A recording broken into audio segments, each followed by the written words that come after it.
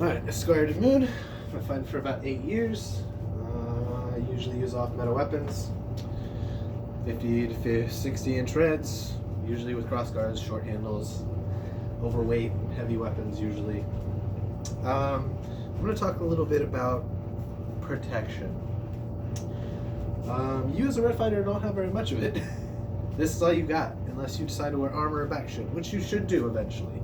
But in the beginning, you either are not going to start off with it, you're not going to want to put the money in yet.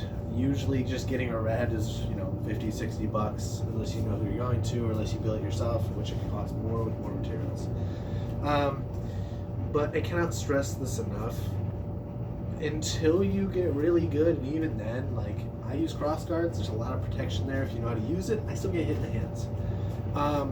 I strayed away from using gloves or lacrosse gloves. I don't like how they look, I don't like how they feel, but I still get hit in the hands. Now, I'm not punch blocking, so I'm never really putting my hands in a huge amount of danger regularly, so it's not as big a deal for me. I also kind of use it as a little bit of a kind of pain push to block properly with my crossguard.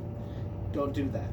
What you should do when you get a red is the next thing you should get before an armor, before shield, before another weapon, if you've set on red, if you've decided this is what you're going to do, you should get a pair of lacrosse or hockey gloves.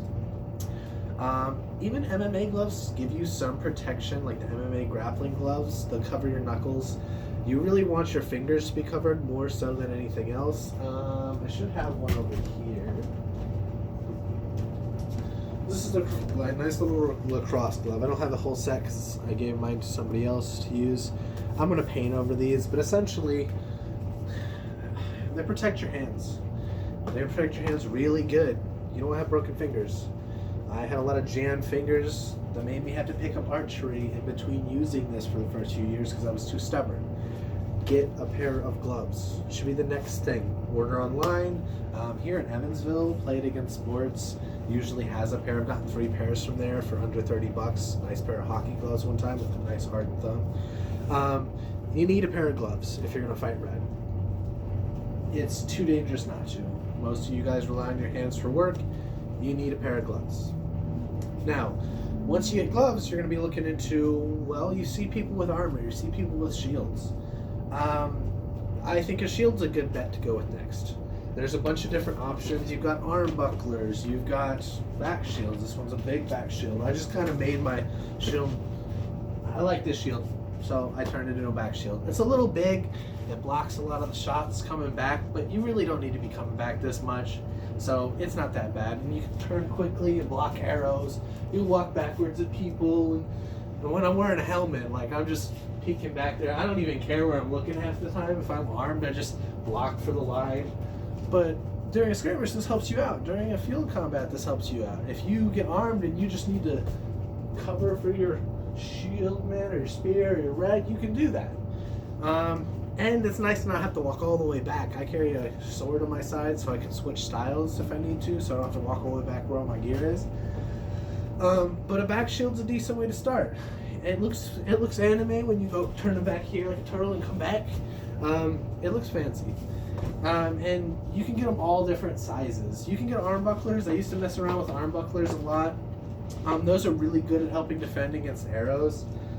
But that would be the next progression. If you're wanting something else to spruce up your red kit, a back shield is usually 50 to 70 bucks. You can make them for probably cheaper.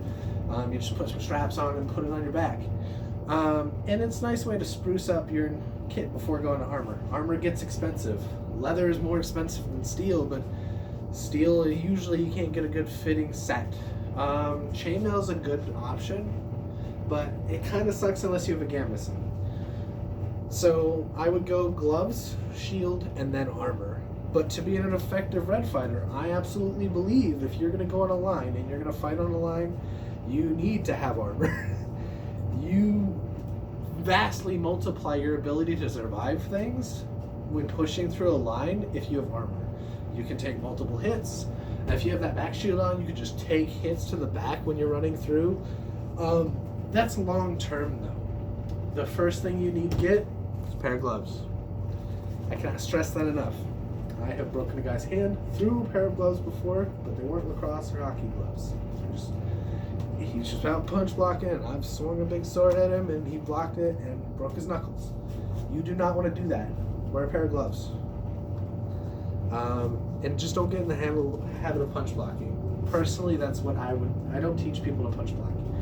It's a style. It's fine, but I just don't teach it. You can do it more with gloves than you can without.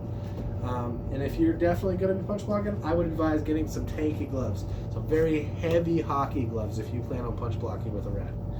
Because you're not only going to be punch blocking blues, you're going to be punch blocking glaives and stuff too.